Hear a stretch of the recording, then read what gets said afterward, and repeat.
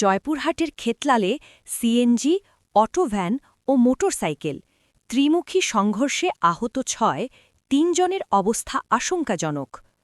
খেতলাল উপজেলার ইটাখোলা বাজার এলাকায় আব্দুর রশিদের তেলের মিলের সামনে সিএনজি, মোটরসাইকেল ও অটোভ্যানের ত্রিমুখী সংঘর্ষে অন্তত ৬ জন আহত হয়েছেন। মঙ্গলবার ২৪ ফেব্রুয়ারি এই দুর্ঘটনা ঘটে। প্রত্যক্ষদর্শীরা জানান, আব্দুর রশিদের বাড়ি থেকে ইসরাফিল নামের এক যুবক মোটরসাইকেল নিয়ে সড়কে উঠলে খেতলালের দিক থেকে আসা দ্রুতগতির একটি সিএনজি এবং বিপরীত দিক থেকে আসা একটি অটোভ্যানের সঙ্গে সংঘর্ষ হয়। এতে সিএনজিটি নিয়ন্ত্রণ হারিয়ে রাস্তার পাশে একটি ভবনের সঙ্গে ধাক্কা দেয়।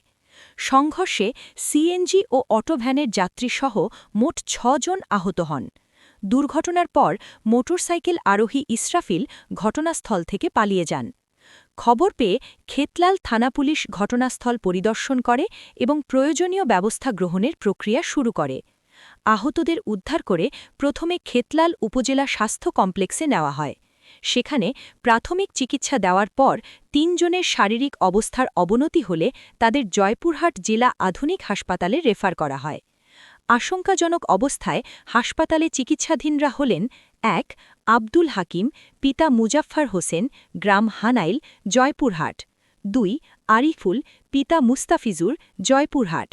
৩. সিদ্দিক হোসেন, পিতা আব্দুর রহিম, গ্রাম ধারকি, জয়পুরহাট।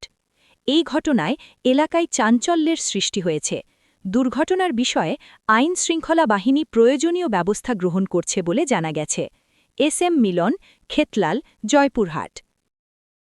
একটা ভ্যান আসতেছিল, আর ওই যে পাশে ওই বাড়ির থেকে এখানে একটা মোটরসাইকেল বার করতেছিল। মোটরসাইকেল বার করতে তখন এই ভ্যানওয়ালা দাদা মোটরসাইকেলে যে বার হয়েছে, ভ্যানের সাদা খাইছে ওই জয়পুরহাটের দিক থেকে এই সিএনজি আসতেছে। তাহলে ওই সিএনজি আসে তখন সাদা খাই দেয়, মানে নিরুপায় হয়ে এই কলের সাথে আসে লাগিয়ে দিচ্ছে ক্ষতিগ্রস্ত এবং গাড়ি মানে কিরকম ক্ষতিগ্রস্ত হয়েছে একটু বলেন। মানে যাত্রীদের ক্ষতি হয়েছে, ড্রাইভারেরও ক্ষতি হয়েছে, সেটা হাসপাতালে এখন আছে। আমি অতখানি মানে এটা পরিচয় পাওয়া গেছে। পরিচয় এখন পাওয়া যায়নি। গুবনাথপুরের এলো সিএনজি, এখন সিএনজি এখন যাচ্ছিল গুবনাথপুর, জয়পাট থেকে যাত্রী নিয়ে গুবনাথপুর যাচ্ছিল।